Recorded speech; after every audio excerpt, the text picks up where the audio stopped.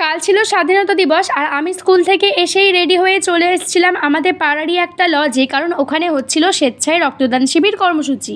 যাওয়ার সাথে সাথেই আমরা একটু কফি খেয়ে নিয়েছিলাম আর ওখানে গিয়ে দেখলাম অনেকটা ফাঁকা ফাঁকা, তখনও তেমন লোকজনের ভিড় ছিল না। যাওয়ার সাথে সাথেই আমাকে আর অর্পিতাকে দাদারা বুঝিয়ে দিয়েছিল আমাদের কী কী করতে হবে। তেমন কিছুই না, কয়েকটা ফর্ম ফিল আপই ছিল আমাদের কাজ। তারপরেই আমরা লেগে পড়লাম আমাদের কাজ।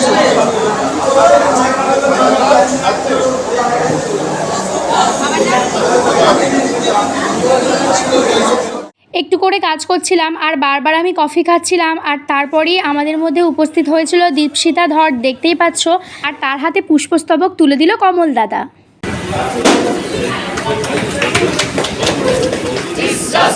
বিচার চাই, বিচার চাই, বিচার চাই, বিচার চাই, খুনিদের শাস্তি চাই, শাস্তি চাই, শাস্তি চাই। ধন্যবাদ সকলকে, ধন্যবাদ জানাচ্ছি। আর 14ই আগস্ট রাত্রিবেলা ঘটে যাওয়া কিছু সত্য ঘটনা দিদি আমাদের সাথে শেয়ার করলেন। আর আমরা সকলেই চাই যারা সত্যিই দোষী তারা যেন কঠোর শাস্তি পায়। আর কিছু সংখ্যক মানুষ আছে যারা অন্যায়টাকে একদম ফুললি সাপোর্ট করছে, আর অন্যায় যে করে আর অন্যায় যে সহে দুজনেই কিন্তু সমান অপরাধী। আর আমরা চাই রেপিস্টদের কঠোর থেকে কঠোরতর শাস্তি হোক। কিছুক্ষণ থাকার পরেই দীপশিদাদি চলে গিয়েছিলেন আর এইদিকে তারপর অর্পিতা রক্ত দেবে বলে ওখানে চেক আপ করিয়ে নিচ্ছিল। তারপর আমিও আমার ফর্মটা ফিল আপ করে যখন রক্ত দিতে গেলাম, ডক্টর সমস্ত চেক আপ করে বললেন আমার শরীর একদম ঠিক আছে, কিন্তু আমার এখনও অপারেশন হয়েছে 1 বছর হয়নি, তাই আমার রক্ত দেওয়া যাবে না। বিশ্বাস করো আমার মনটা ভীষণ খারাপ হয়ে গিয়েছিল, কারণ আমি 2 দিন আগে থেকেই খুব লাফালাফি করছিলাম যে আমি রক্ত দেবো, আমি রক্ত দেবো। যাই হোক, আমার তো রক্ত দেওয়া হলো না। তারপরে আমার ছোটোবেলার বন্ধুরা চলে এসেছিলো। এই দেখো, এই হলো আমার ছোটোবেলাকার বন্ধু সোনু।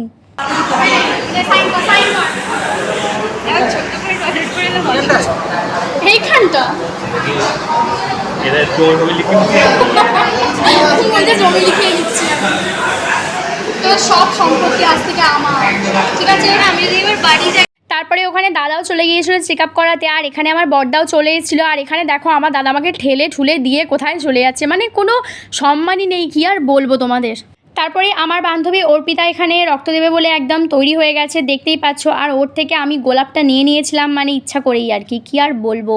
আর তারপরে এখানে আমার বন্ধু ভাস্কর ছিল, আর ওখানে ছিল একজন বৌদি, আর তারপর ছিল সোনু। আর এদের সবাইকে রক্ত দিতে দিয়ে দেখে আমার তো ভালোই লাগছিল, আর আমার খুব ইচ্ছা করছিল, বিশ্বাস করো। তারপরে আমি এখানে অর্পিতাকে হাসানোর চেষ্টা করছিলাম, কারণ রক্ত দেওয়ার সময় তো একটুখানি লাগে, একটু আর কি। আর তারপর এখানে দেখলাম আমার দাদাও ওর পাশের বেডটাতেই শুয়েছে রক্ত দেওয়ার জন্য, আর ওখানে ছিল দাদার বন্ধুরা। আর আমাদের ক্যাম্পে মোট 80 জন রক্ত দিয়েছিল। আর তারপর আমাদের রক্তদান শিবির শেষ হয়ে গেছে। দেখি খাচ্ছিস স্যুপ, খা কি?